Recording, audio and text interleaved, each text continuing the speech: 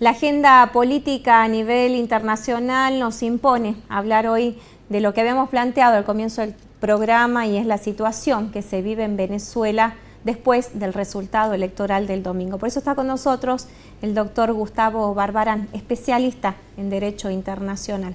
¿Cómo está, doctor? Buenas noches. ¿Qué tal, Mónica? Bienvenido. Un gusto nuevamente estar acá. La verdad que analizar el resultado es hablar con el diario del lunes, ¿no? Ahora veamos qué pasa en todo este contexto donde usted allá por 2012, leyendo sus artículos, ya perfilaba que esto podía suceder.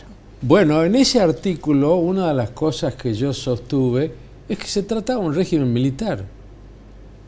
No era un régimen institucional republicano, era un régimen militar con cierta carcasa democrática porque habían elecciones periódicas, pero si uno hace el seguimiento de las últimas elecciones en Venezuela ya con Maduro, previo a las elecciones, cuando ya la oposición se da cuenta que era una torpeza política boicotear las elecciones y decir, no, más vale que nos juntemos y vamos todos.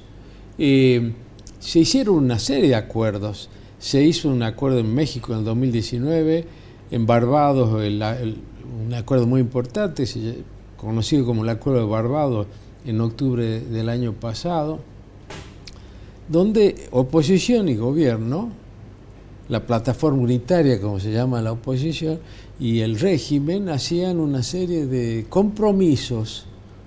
Detrás de esos compromisos estaba lo que servía, que era la posibilidad de que Venezuela salga de su asfixia económica.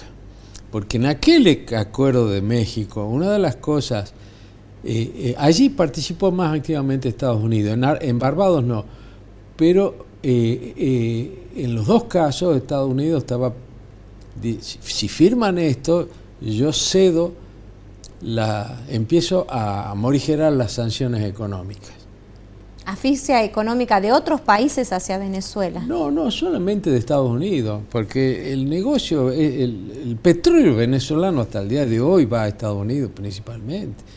Y en ese acuerdo de México, Chevron hizo una inversión importante, estaba Trump en el gobierno y sí, estaba Trump todavía, ¿no? Y eso fue una inyección de dinero importante para Maduro. Pero después todos los acuerdos fueron incumplidos, todos. Cuando a fines de octubre del año pasado se hace la interna opositora, las primarias opositoras, eran 10 candidatos opositores que hicieron su primaria para ver quién iba. Esta señora Corina ganó sin chicote. Sin embargo, no la dejan participar.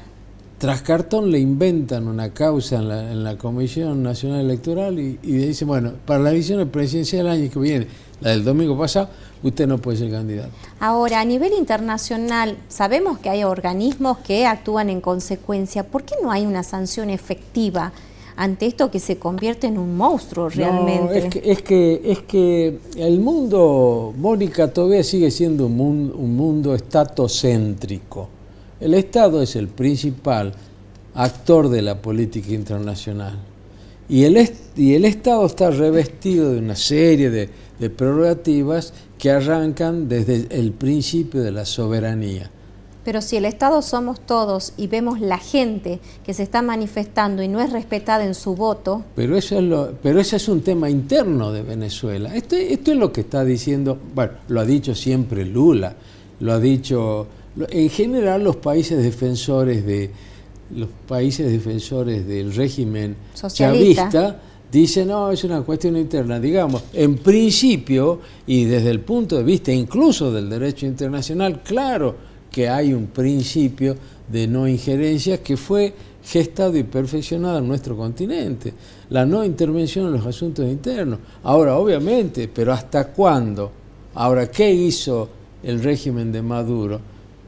Cuando un país cuando hace las cosas bien y participa en las reuniones multilaterales de organismos internacionales como la ONU, la OEA, qué sé yo, todo lo que se les ocurra. Hoy decimos, ¿para qué existen?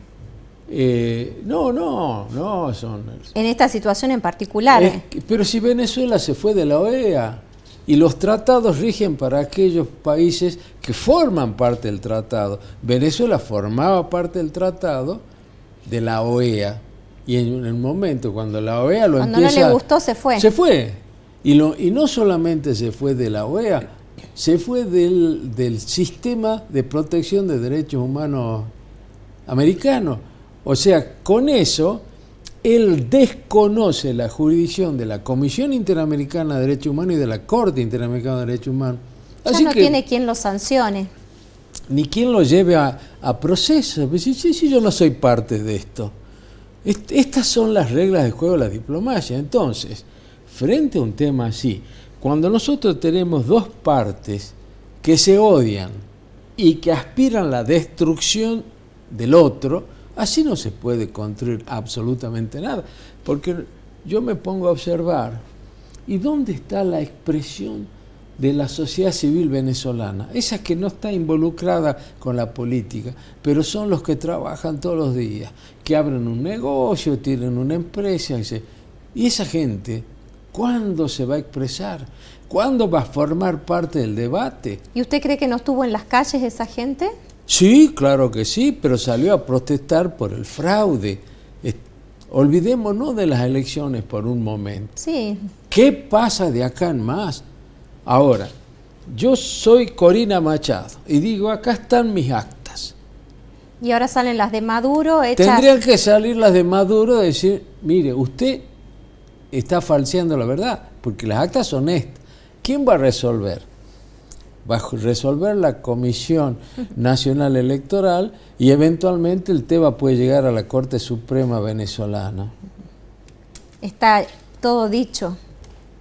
Ahora, supongamos que Maduro le diga, perdón Corina, nos equivocamos. ¿Qué va a pasar en los 6 meses de la transición con una economía que está descuartizada? ¿Qué va a pasar con las Fuerzas Armadas y las Fuerzas de Seguridad? ¿Qué va a pasar con la seguridad ciudadana en estos 6 meses? Pongámoslo al revés, que Corina le diga, perdón, Nicolás, tenías razón.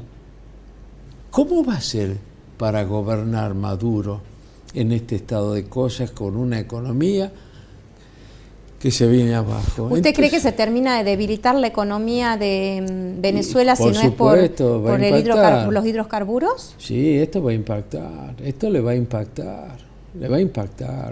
Lo que uno escucha y cuentan los venezolanos, incluso los venezolanos que están actualmente en Salta.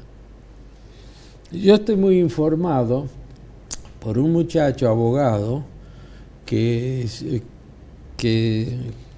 cuando decidió irse de Venezuela, casado y con 2 hijos, se vino solo a intentar acá, pero él vino pensando en Salta.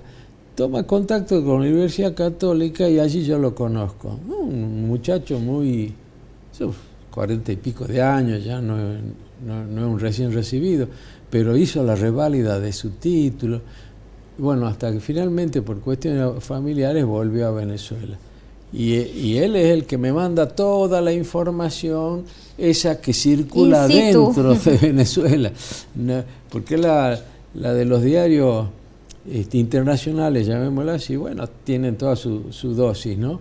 Pero esto es decir, si el pueblo venezolano está desesperado, si esto sigue así, ¿qué va a ocurrir? Y acá lo enlazo con el principio de nuestra charla. ¿Sí? ¿Cómo es posible que este tipo no haya ninguna autoridad superior que lo ponga en caja? Bueno, ya expliqué, se fue de la OEA, se fue de la Corte Interamericana, a mí no me molesten, yo no tengo nada que hacer, pero todos los informes que yo estoy viendo se habla de una nueva migración masiva, se habla de hasta 2 millones de venezolanos. Ya se fueron 8 millones de venezolanos en los últimos tiempos. ¿Y a dónde están los más? En Brasil, en Colombia y en Estados Unidos. Ni Brasil, ni Colombia, ni Estados Unidos quieren más migrantes en este momento, porque les complica la vida. Ahora Costa Rica abre sus puertas. ¿Por qué lo hace? ¿Qué cree usted? Y porque Costa Rica tiene fama de ser un país mucho más institucionalmente mucho más previsible de todos los países de Centroamérica, pero es un país muy chiquito. Costa Rica no aguanta 10.000 venezolanos. Y Argentina también va a sentir la migración. Estamos lejos, Mónica. ¿Usted cree que hoy se le hace inviable al venezolano llegar a Argentina? Sí. Entrevenir no como a la lo hizo Argentina, otras veces. Entrevenir a la Argentina, irse a Brasil, a Colombia, que están más cerca, o al faro ese de expectativa que siempre es Estados Unidos, se van a Estados Unidos. Pero este es solamente si hablamos del aspecto social y humano. Usted nombra Brasil, y Brasil obviamente está a favor de no, Maduro. Yo creo que no está a favor de Maduro, pero Lula sabe perfectamente que él es uno de los responsables del crecimiento del chavismo. ¿Y por qué dice entonces que no está a favor? Si se ha expresado a favor. No, lo que Lula está diciendo, muestre las actas. Es lo mismo que dice el presidente norteamericano. ¿Y para qué sirven las actas si llegamos a la misma conclusión, digamos? Y bueno, pero en este caso estamos hablando, digamos, hacia el futuro. Pues no sabemos si van a presentar las actas, yo creo que no. Y si presentan las actas, no sabemos si realmente se admitirá un proceso de auditoría, que es lo que corresponde, del conteo de eso. Dígame, esta acta está mal, en la mesa tal de Maracaibo está mal. Entonces, hacer lo que nosotros hacemos cada 2 años acá, ¿no? Ahora, hay un tema que no es menor y es el socialismo en todos estos procesos donde inevitablemente tienen consecuencias. ¿Qué socialismo? Le planteo yo. ¿Qué socialismo? ¿Eso es socialismo? Es lo que ellos practican. Es lo que dicen. Mire de la lo que boca le pasa para a una afuera. familia. Un chico dijo me voy porque sus padres ya viejos apoyaban a Maduro y él les quería hacer entender que este no era el sistema que le permitía crecer y crecer con libertades y desarrollarse. Y le decía justamente, ustedes les han lavado la cabeza, lo decía públicamente. Y evidentemente hay una sociedad que tiene ese sistema como instituido. Ahí está la garra de Cuba, ¿no? Ahí está la garra de Cuba. Diferente a la de Venezuela. No, ahí está la garra de Cuba. Cuba es el que le ha planificado el manejo interno a Venezuela.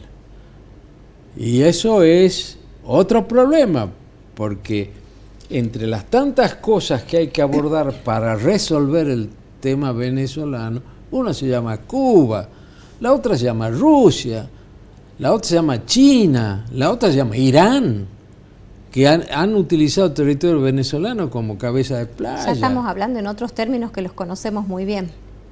Claro, esto demuestra la dimensión del problema venezolano, Mónica. ¿Y qué impacto va a tener en Argentina esto? Más allá de los problemas ya diplomáticos y demás que ya se están sintiendo. Si yo hubiera sido el presidente Milei o la canciller Mondino, no me iría a estas cosas que siempre extravagantes y desmesuradas de Milei. Yo me hubiera puesto en la posición de decir, muestre las actas y permita que haya un control de la comunidad hispanoamericana que verifique cuál de las 2 actas son las verdaderas. Gustavo Barbarán, gracias por su tiempo en este día de miércoles. Nosotros llegamos al final del programa, tiempo de despedirnos, será hasta la próxima semana. Nos volvemos a reencontrar el miércoles, Dios mediante.